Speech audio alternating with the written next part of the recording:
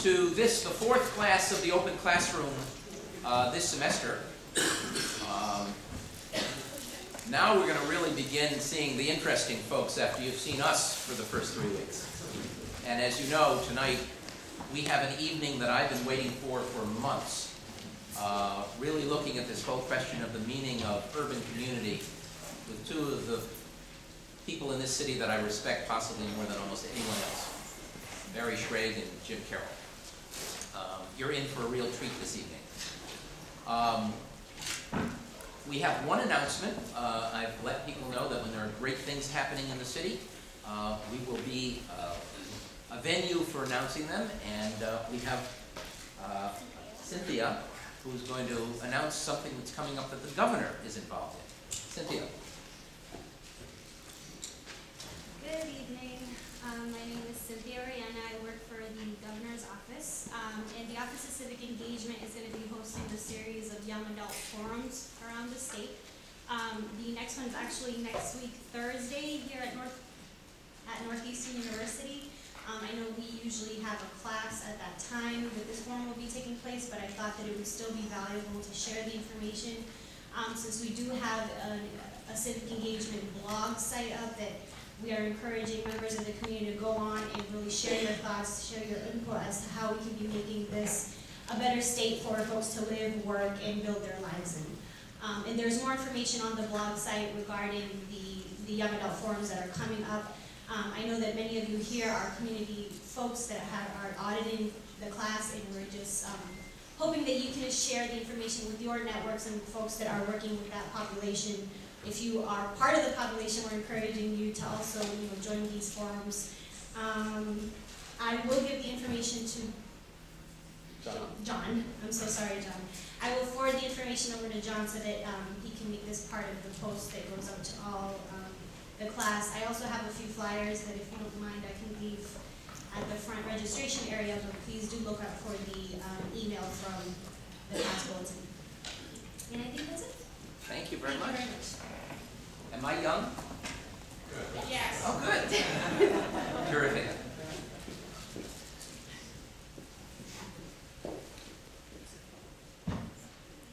So in order to make our formal introductions tonight, Professor Paul Grogan, my colleague here, will welcome our guests, and we look forward to their introductory remarks. We'll take our customary short break and then be back for all of your questions and lots of discussion on the meaning of community. Paul Grogan.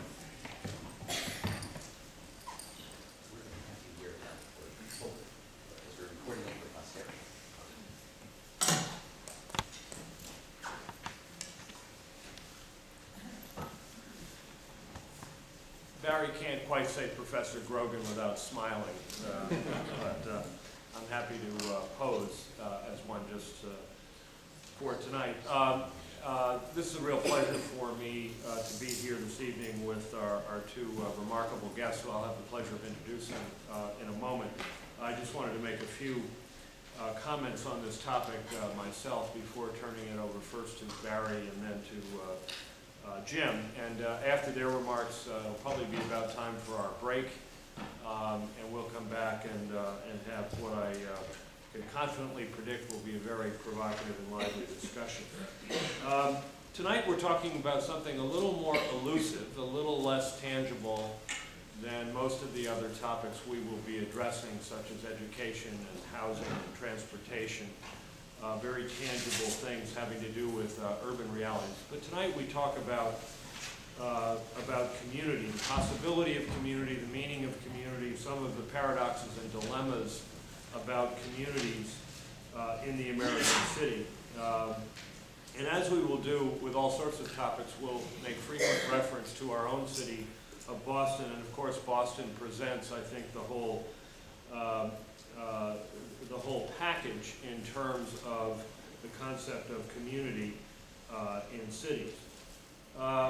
Let's acknowledge as just a stipulation that for most of human history, and sadly for much of the world today, xenophobia remains the rule, the fear and hatred of strangers.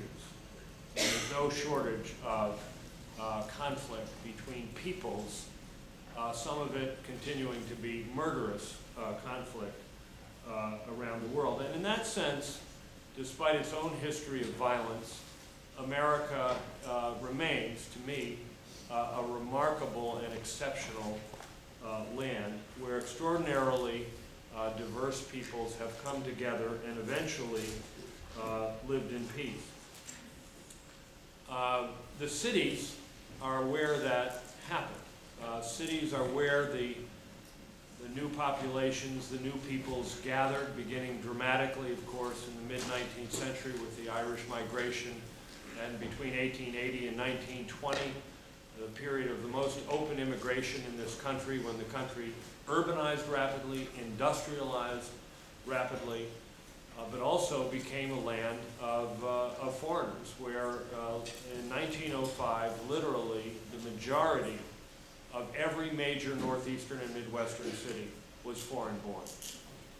And it was a period of great apprehension among the people who were already in America. There was a grudging recognition that the industrial machine required the labor that was pouring in from Germany and Eastern Europe, Eastern and Southern Europe, but a great fear about the integrity of the land, the institutions, the culture.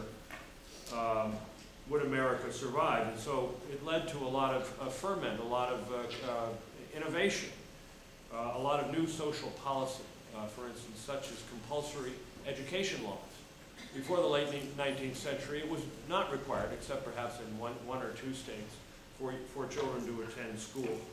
But the wrenching change of that period led many to conclude that some common experience was going to be absolutely necessary to Americanize the children of the immigrants who were pouring in. And of course, there was great discrimination and ethnic conflict through that period. And Boston is a great example of that. Conflict between the Irish and the Brahmins persisted for decades. And when the city of Boston itself, in a political sense, went over to the Irish, the Brahmins retreated to their fortress on Beacon Hill, the state legislature and the governor's office, and proceeded to try to control the city's affairs from there. The conflict between the Irish and the Brahmins in Boston effectively paralyzed the city for more than 50 years in both a civic, a political, and an economic sense. The city literally could not mobilize to deal with its declining economy and infrastructure. And it wasn't until a new mayor in 1948, John Hines, called for a détente, in his own words, not that word, at a pivotal speech at the Boston College Citizen Seminar, did cooperation begin to take hold between the warring factions. And of course, in a more recent period, during the 70s, Boston became a national emblem of urban intolerance because of the violence surrounding the effort to desegregate the schools. And here, the conflict between blacks and whites succeeding the conflict between the Brahmins and the Irish. So we can cluck our tongues and lament these episodes, lament the city's failure to create an environment that brought people together at least more quickly than it did. But at the same time, we have to note that if it wasn't happening in the cities, it wouldn't be happening at all. After all, the other forms of settlement, suburbs, towns, rural areas, are very homogeneous, remain so in many ways today, and they are not the places where the new relationships, the new communities, the new abilities to get along, if they're to happen at all, they are not the places where that is going to take place. It is left to our cities to be the arenas for that conflict and, we hope, its resolution. But it is very much a work in progress, and our two guests are eminently well qualified to comment on this because they have thought and written a great deal about this subject in the course of their own lives. And they are both deeply rooted in religious tradition, different religious tradition, that gives them particular purchase on these issues. So it's my pleasure now to introduce Barry first, but I'll introduce both Barry and Jim now, and Jim will just follow Barry to the podium. Barry Shrage is a wonderful, let me say he's a wonderful friend of mine at the outset. Since 1987, he has been president of the Combined Jewish Philanthropies, one of our most important charities in the community, doing extraordinary work with youth and workforce development in education and a host of other issues. Barry was born in New York. He earned his bachelor's degree and his master's degree, bachelor's at City College, master's degree in social work at Boston University. Before he came to Boston, he was the assistant director of the Jewish Community Federation of Greater Cleveland. So he has deep experience in two American cities, Cleveland and Boston, and of course, equally deep experience in cities around the world, including the cities of Israel. Jim Carroll is known to many of us as the acclaimed author that he has become. He was originally ordained to the Catholic priesthood in 1969. And for a time, he was the Catholic chaplain at Boston University. He left the priesthood in 1974 to pursue his writing career, in which he has been extraordinarily successful as a novelist, as a nonfiction writer, and as an essayist. He has 9 or more novels that have been, many of which have been bestsellers and award winners, including a National Book Award and many notable books of the year, the New York Times and the LA Times. One of his, I believe his most recent books is House of War, The Pentagon and the Disastrous Rise of American Power, a history of the Pentagon, which the Chicago Tribune called the first great nonfiction book of the new millennium. He, like Barry, has been very, very active in interfaith issues here and around the world, and it's going to be a treat to hear from both of them. But first, Barry Shrage.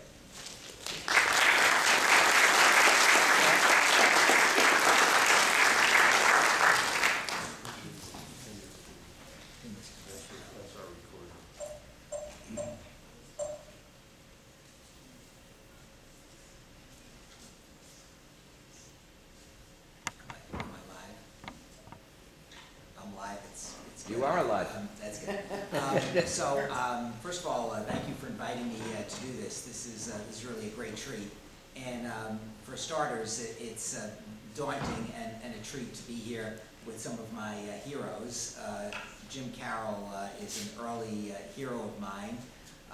In addition to the other books, I highly recommend Constantine's Sword, which is probably the ultimate way of trying to understand how the relationship between Judaism and Christianity has developed over centuries, including the good parts and the rather terrible parts as well. And Jim is a great storyteller. Paul and I have been working on many projects together, and Barry and I have known each other for a while. So it's great to be here. So what's this? What's this all about, really, for the Jewish community? So to start at the beginning, in a way.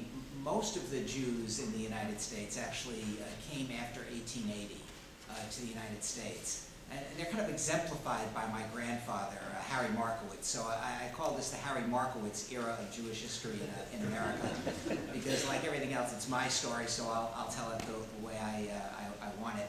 Actually, my grandfather and I lived in the same room together in a little apartment in the Bronx. My son is named after him. His name is Ari. My grandfather's name was Aharon. And so when I think of that little bedroom, I think of, here's Harry, who was born in 1880, and here's Ari, who was born in 1978. And see, my grandfather was born in the 19th century. My son will hopefully is already living into the 21st century, and my little granddaughter Ayelet might well live into the next century. And I think of that little bedroom as a kind of bridge between generations and between worlds, really, amazing worlds, so totally different. So when Harry came to this country, all he wanted to do really was to forget the pogroms in Kiev. He believed that this was the Golden Medina, the Golden Land. And while he was too smart to think that there was literally going to be gold in the streets, he did believe that this was going to be a good place to live, and he was never disappointed. At one point, one of our relatives actually wanted to just go back to Europe, to France for a visit. And my grandfather said it was hard enough for me to get out of that place. Why would you want to go back? He loved this. He loved this country for good reason. But what was his life about, in a way, and what were all of our institutions about as a Jewish community? In a way, they were about what many ethnic institutions were about. They were about assimilation. It seems to me that America demanded assimilation from communities in those days. And this had an interesting impact. First of all, it began to obliterate our identity, which in the end is not so easy to obliterate. And on the other hand, it really helped to destroy the idea of community itself. At one point, Robert Bellow was supposed to be on the panel. Robert Bellow wrote Bowling Alone, in which he describes in minute detail how the sense of community has deteriorated in America. And the truth is, if ethnic groups aren't allowed, are encouraged to disintegrate, are encouraged to assimilate, then the ultimate impact in some ways is going to be a dissolution of community. And of course, there are many other reasons that Bella points to. So I just want to take a minute and talk about what community is and why that's so important to the Jewish community. Robert Bella has an interesting definition of community, which he says is extremely rare in America. So Bella says that real communities are socially interdependent. In other words, real human beings really want to take care of each other. He says that real communities have common practices that they define and that define them. He says that real communities are communities of discussion and decision-making. Frequently in the Jewish community, we have a lot more discussion and not too much decision-making. We try our best. He says that real communities are communities of memory. They have a story. America has a story. At its best, America has a story. The Jewish community, the Jewish people have a story. The Irish community has a story. If it doesn't have a story, it ceases to exist. What's the story? The story is supposed to say something to the next generation about who its heroes are, what a good human being is like, what a bad human being is like.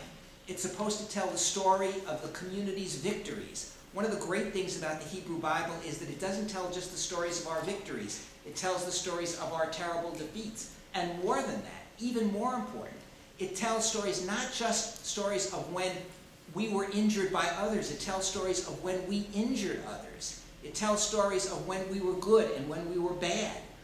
And all of that is so important in defining the memories that we give our children about what's good, what's bad, what's right, what's wrong, what's good, and what's evil. A community of memory is extraordinarily important. Now, what happens when a community begins to assimilate? It loses its memory. It loses its stories. It loses its ability to transmit the idea of community to the next generation. And when that happens, across the board, you begin to see kind of a deterioration of community, and I think that's what began to happen.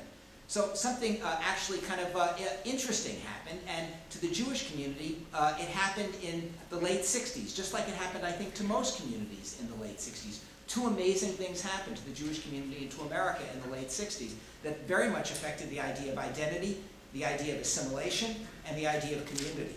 For the Jewish community, the first thing that I think you sort of have to understand is that the Holocaust is a memory that in some ways holds us together, but it's also, and it's a source, but it's also in some ways a source of shame.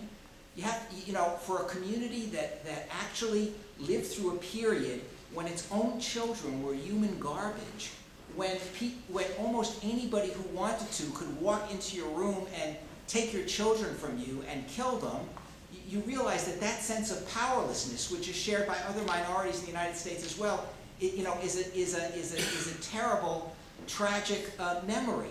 And in a way, it spurred the desire of many who came to the United States to assimilate as quickly as they could. And in fact, there are many stories of many Jews who simply converted converted and sort of never told their children that they had come from some, Jewish heritage. Madeleine Albright said that she had never been told that her parents had been Jewish at one point. Or Senator Kerry said that he never knew that he had a Jewish grandfather, that this was treated in a way as a source of shame. So in that context, you have to understand what the Six-Day War in Israel meant to the Jewish community in America. What it meant was that we could overcome enormous odds and not be destroyed, that we weren't going to be human garbage anymore, that we could stand up and somehow or other survive in a potentially hostile world. But the other thing that transformed American Jewry and all of America, and I lived through this, and so did Jim in very powerful ways, the Civil Rights Movement, the Black Power movement, actually probably did just as much or more to define the possibility for diversity in America as any outside event. In other words, for the younger people in the audience, this is like hard to remember, but there was actually a time when the desired course was assimilation. In other words, it wasn't crazy to want to assimilate. America wanted you to assimilate, and you wanted to assimilate. And in a way, the great breaking apart of that happened during the late 60s, when the African American community said, no, we want to be who we are. And that also had a powerful impact on many young Jews who said, yes, African Americans can be who they want to be, we can be who we want to be. What happened between 1964 and 1968 is to me, hugely interesting. When I started college at City College in 1964, you sort of vaguely knew what the Civil Rights Movement was. You sort of vaguely knew where Vietnam was. Anyone who used marijuana was certainly a drug addict. That changed by 1968.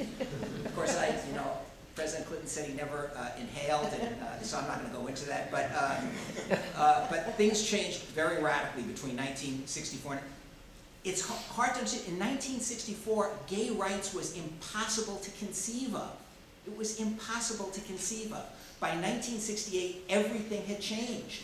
All kinds of new possibilities were open, including the possibility to find our own identity as Jews. So a generation that knew no Hebrew, a generation that knew no history, a generation that had no sense of who it was, suddenly said, we deserve an identity as well. And that triggered great changes within the Jewish community, and a searching for identity, a searching for a story. So we literally, coming at this, I came into the field of Jewish communal work in 1970, we had two great things that we had to somehow do. We had to rebuild a sense of Jewish identity that includes that sense of memory. We had to re-educate a whole generation. At the same time, we had to take, basically, synagogues in America in the 50s, no offense to anybody, were about as empty as things could be. I'm sure that many religious denominations shared this sense of spiritual emptiness, but they weren't great places to create community. They weren't great places to strengthen identity. So for all the religious denominations within Judaism and for the community itself, the idea of rebuilding and repairing the ability of these places to actually be communities in the sense that Robert Bellis says they could be communities, places where human beings really care for each other, places where human beings can learn together. And then the last thing that Bella says, which is particularly powerful, is that if you have all of those things, but if community stops at the door of your own community, that community, what's a perfect community? Al-Qaeda is probably a perfect community. It's just that it's hateful. Its sense of community stops at its own doors. So for a Jewish community that in its age of assimilation had been steeped in liberalism and a commitment to making a better world, what we needed to do was somehow preserve our particularity without becoming parochial. Somehow being able to create a community that was at the same time particular in its understanding of itself, in its love of its own people, but at the same time universal in its continued commitment to human rights and to the creation of a better world. And here in Boston, this has been at the core of what we've tried to do as a federation. And I think that it most preserves what is the actual most important story of the Jewish people. And the most important story of the Jewish people, the core story, if you will, whether it's the story of Abraham or the story of the Exodus, is a story about learning what it means to be an oppressed minority, And instead of transforming that into hatred for the other, transforming it into a sense of deep empathy for the other. The Bible, the Hebrew Bible, 36 times over and over again reminds us not to oppress the worker, not to oppress the stranger, not to oppress the other, and to do this in memory of the fact that we ourselves were strangers in the land of Egypt. We ourselves were strangers. This theme, this story, this history of the Jewish people is related over and over and over again. Now, I am not going to tell you that the history of the Jewish people is a history without oppression, a history where we've never done anything wrong. But there is a core story that we hear every Passover that's repeated over and over again to our smallest children, which reminds us that it's a terrible thing to do, to oppress the stranger, that it's important to remember what it was like to be an oppressed slave. And that story ends up being at the core of what we are. To do this in an urban environment requires us to reach out aggressively and empathetically to other communities. And Paul has been great about this, brought us together under the Boston Foundation, working with United Way and with Catholic Charities, the Jewish community, with many others in order to somehow figure out what the right way is to raise money together in order to somehow perfect our community here in Boston and do the right thing. So, how much time? What do I have? Doing fine. Okay, so one last story about a city. Okay, and this is really, in a way, maybe the first city that you hear about in the Hebrew Bible, and the city is Sodom. And you know, when you think about Sodom in I don't know, I'm not going to talk about Christian theology. I'll let Jim Carroll do that. But most people would say that the sin of the city of Sodom was sexual immorality because of the one tale in the Bible. The rabbis completely reject this idea. It doesn't barely come up in the rabbinic or the later prophetic understanding of Sodom. The sin of Sodom is regarded as greed and selfishness. Sodom was the wealthiest city in the world in its time, and there was a law in Sodom. The law in Sodom was that if a stranger comes, the stranger is to be rejected. And actually that story of the sexual oppression of the strangers was really not about sexuality, it was really about oppression. And if you attempt to help a stranger, the death penalty is, you are open to the death penalty if you help a stranger in any way, because strangers are coming to take our wealth. Our job is to defend our wealth against immigrants and strangers, and that was the Sodom idea. Now, Abraham in the Bible, in the rabbinic interpretation of Abraham, is all about love of strangers. The best story is Abraham, the rabbinic story is Abraham is sitting at his tent, open tent, which is open all four sides. Why? The rabbis tell us that Abraham was anxious to greet strangers. 3 strangers appear in the distance. The rabbis tell us that this was 3 days after his circumcision, which is also at the age of 99, so this guy was not in great shape. And the rabbis portray, can you imagine? The guys are all shaking their heads. This is not a good idea. Crossing your legs. So Abraham is, though he is sick, he's sitting at his tent looking for strangers in order to be able to feed them and take care of them. 3 strangers come. They happen to be angels. He doesn't know that. He reaches out to them and he takes care of them. What's interesting is that at the time in the Bible, it's clear that he's in dialogue with God, and he sees the strangers, and he stops his dialogue with God. He stops his prayer in order to take care of the strangers, by which the rabbis tell us that it is more important to greet strangers and take care of poor people than it is to pray, and very quite clear in the interpretation. That's one story. The other story is the story of Sodom. It's the core story of Sodom that the rabbis tell. They say that there was one of Abraham's